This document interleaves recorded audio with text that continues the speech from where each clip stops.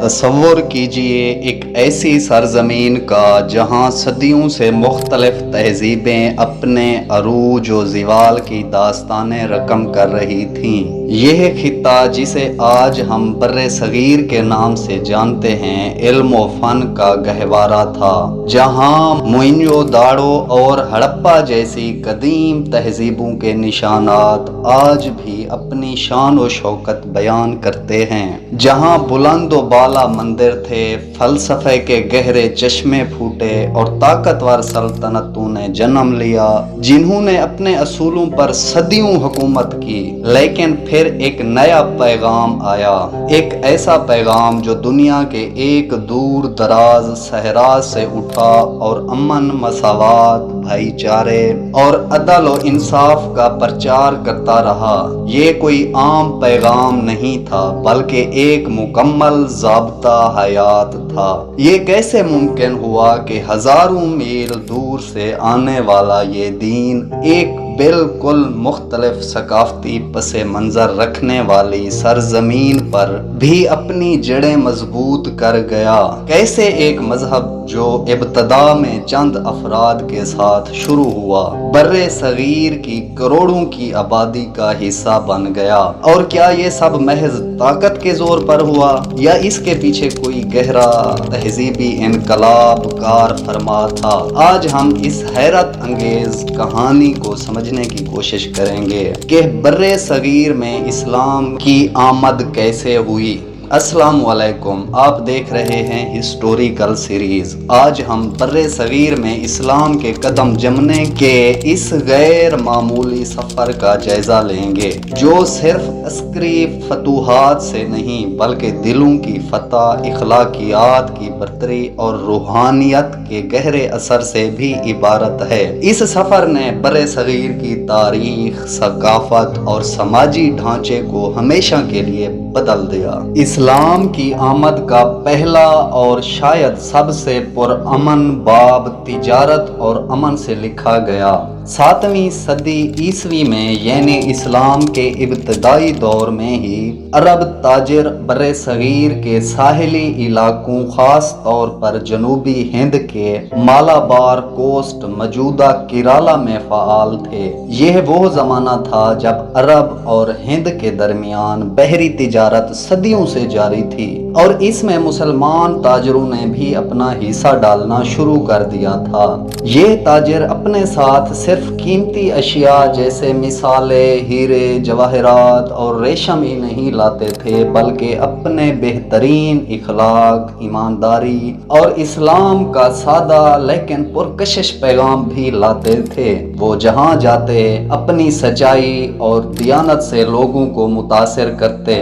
ان کے سچے رویے اور دیانت دارانہ کاروبار نے مقامی آبادی، خاص طور پر ساحلی علاقوں کے لوگوں کو اسلام کے بنیادی اصولوں سے روشناس کرایا۔ کہا جاتا ہے کہ بر صغیر کی پہلی مسجد چیرامن مسجد اسی دور میں کیرالا میں تعمیر ہوئی، جس کے بارے میں مورخین کا خیال ہے کہ یہ نبی اکرم صلی اللہ علیہ وسلم کی حیات مبارکہ میں ہی قائم کی گئی۔ یہ اس بات کا ناقابل تردید ثبوت ہے کہ اسلام تلوار سے پہلے اخلاق، محبت اور پرامن بقائے باہمی کے ذریعے یہاں پہنچا۔ کئی مقامی حکمران اور عام لوگ ان تاجروں اور مبلغین کے کردار سے اس قدر متاثر ہوئے کہ انہوں نے خوشی خوشی اسلام قبول کر لیا۔ اس طرح بحیرہ عرب کے راستے اسلام کی ایک نرم اور بتدریج آمد ہوئی، جس نے بغیر کسی فوجی مہم کے لاکھوں دلوں کو روشن کر دیا۔ یہ محض مذہب کی تبدیلی نہیں تھی بلکہ ایک نئے سماجی اور اخلاقی ضابطے کی قبولیت تھی۔ اسلام کی آمد کا دوسرا اور اہم مرحلہ بر صغیر کے شمال مغربی دروازے یعنی سندھ کے سرزمین سے شروع ہوا اور یہ فتح مہم کی صورت میں تھا۔ 8ویں صدی عیسوی کے اوائل میں سن 1712 عیسوی میں نوجوان اور بہادر عرب سپہ سالار محمد بن قاسم نے سندھ پر حملہ کیا۔ یہ حملہ صرف فتوحات کی خواہش کا نتیجہ نہیں تھا بلکہ اس کے پیچھے کچھ اہم محرکات تھے۔ بحری قزاقوں نے عرب تاجروں کے قافلوں اور خاص طور پر حجاج بن یوسف کے بھیجے گئے ایک جہاز کو لوٹا تھا۔ راجہ داہر جو اس وقت سندھ کے حکمران تھے ان قزاقوں کو روکنے یا لوٹے گئے سامان کو واپس دلانے میں ناکام رہے تھے۔ اس کے جواب میں حجاج بن یوسف نے خلافت امیہ کی اجازت سے محمد بن قاسم کی قیادت میں ایک طاقتور فوج سندھ بھیجی۔ محمد بن قاسم کی فوج نے سندھ کے مشہور تجارتی اور فوجی مرکز دیبل کے قلعے سے اپنی مہم کا آغاز کیا۔ یہ بلا شبہ ایک جنگی مہم تھی جس میں سخت مقابلے ہوئے، لیکن اس کے نتائج نے بر صغیر میں اسلام کے پھیلاؤ کے لیے ایک نئی تاریخ رقم کی۔ سندھ کو فتح کرنے کے بعد محمد بن قاسم نے محض فوجی طاقت کے بل بوتے پر حکومت قائم نہیں کی، انہوں نے ایک ایسی حکمت عملی اپنائی جس نے مقامی آبادی چاہے وہ ہندو ہوں یا بدھ مت کے پیروکار کے دل جیت لیے۔ انہوں نے زبردستی اسلام قبول نہیں کروایا بلکہ عدل و انصاف، مذہبی رواداری اور عوامی فلاح و بہبود پر زور دیا۔ غیر مسلموں کو مکمل مذہبی آزادی دی گئی، ان کی جائیدادوں اور ان کی عبادت گاہوں کا تحفظ کیا گیا، انہیں اہل ذمہ کا درجہ دیا گیا جس سے ان کے حقوق کو یقینی بنایا گیا اور ان پر جزیہ نافذ کیا گیا جو ان کے تحفظ کے بدلے میں تھا۔ اس عدل و انصاف نے نہ صرف سندھ میں امن قائم کیا بلکہ بہت سی مقامی لوگوں کو متاثر کیا اور انہوں نے خوشی خوشی اسلام قبول کیا۔ سندھ کی یہ فتح ایک نئے دور کا آغاز تھی جس نے شمالی ہند میں اسلام کی زمینی آمد اور مزید مسلم سلطنتوں کے قیام کی بنیاد رکھی۔ یہ سندھ کے لیے ایک تہذیبی ثقافتی انقلاب پیش خیمہ ثابت ہوئی۔ سندھ کے بعد شمالی ہند میں اسلام کا پھیلاؤ زیادہ تر زمینی راستوں اور دو اہم عوامل سے ہوا۔ ایک طرف فاتحین کی عسکری قوت تھی، دوسری طرف صوفیاء کرام کی روحانی طاقت اور اخلاقی تعلیمات۔ 11ویں صدی عیسوی سے شروع ہونے والی ترک اور افغان فتوحات جیسے محمود غزنوی اور شہاب الدین غوری کی مہمات نے شمالی ہند میں مسلم حکمرانی کی بنیاد رکھی اور دلی سلطنت کی راہ ہموار کی۔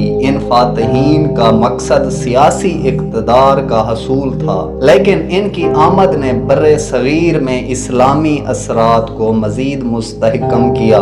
لیکن اسلام کے حقیقی اور گہرے پھیلاؤ کا صحرا صوفیاء کرام کے سر پر ہے۔ یہ وہ عظیم ہستیاں تھیں جنہوں نے اپنی محبت، انسانیت نوازی، خدمت خلق اور اخلاقی تعلیمات سے لوگوں کے دلوں کو فتح کیا۔ انہوں نے طاقت سے نہیں بلکہ امن اور روحانیت سے کام لیا۔ خواجہ معین الدین چشتی جنہیں سلطان الہند کہا جاتا ہے، داتا گنج بخش علی حجویری جو گنج بخش فیض عالم کے نام سے مشہور ہیں، بابا فرید گنج شکر اور شاہ رکن عالم جسے عظیم صوفیاء نے بر صغیر کے کونے کونے میں اسلام کا پیغام پہنچایا۔ یہ صوفیاء ذات پات کے نظام اور سماجی نا برابری کے شکار افراد کے لیے امید کی کرن بنے۔ انہوں نے تمام انسانوں کو مساوات اور بھائی چارے کا درس دیا، چاہے وہ کسی بھی مذہب یا طبقے سے تعلق رکھتے ہوں۔ ان کی خانقاہیں اور درگاہیں محض عبادت گاہیں نہیں تھیں بلکہ علم، روحانیت اور انسانی خدمت کے مراکز بن گئے، جہاں سے محبت اور رواداری کا پیغام عام ہوا۔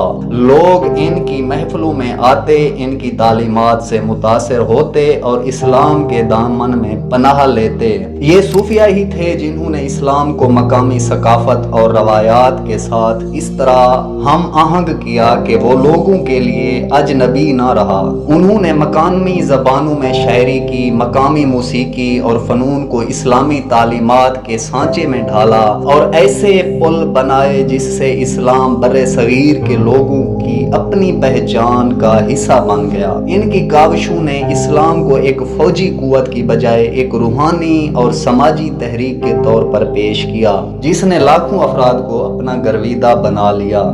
یوں برِ صغیر میں اسلام کی آمد کوئی یک طرفہ یا یک وقتی واقعہ نہیں تھی، بلکہ کئی جہتوں سے ایک طویل سفر تھا۔ یہ سفر تاجروں اور مبلغین کے پرامن ذریعے سے شروع ہوا، پھر فاتحین کی عسکری قوت نے اسے ایک نیا رخ دیا، اور سب سے بڑھ کر صوفیہ کرام کی روحانی طاقت اور پرچار نے اسے برِ صغیر کے ریشے ریشے میں سمو دیا۔ اسلام نے برِ صغیر کی ثقافت، زبان، فنون، فن تعمیر اور سماجی ڈھانچے پر گہرے اور دیرپا اثرات مرتب کیے۔ اردو زبان کا جنم، مغل فن تعمیر کا شاہکار جسے تاج محل اور بادشاہی مسجد، اور قوالی جسے موسیقی کے اصناف، اسی اسلامی اثر کا نتیجہ ہیں۔ یہ صرف ایک مذہب نہیں تھا بلکہ ایک مکمل تہذیب تھی جس نے اس خطے کی تاریخ کو ہمیشہ کے لیے بدل دیا۔ آج ہم بھی اس کے نقوش ہماری زندگیوں میں نمایاں ہیں۔ ہسٹوریکل سیریز کے ساتھ جڑے رہیں اور تاریخ کے ان گمنام خزانوں کو دریافت کرتے رہیں جو ہماری شناخت کا حصہ ہیں۔ اگر آپ کو یہ ویڈیو پسند آئی اور آپ نے اس سے کچھ نیا سیکھا تو براہ کرم اسے لائک کریں، اپنے دوستوں کے ساتھ شیئر کریں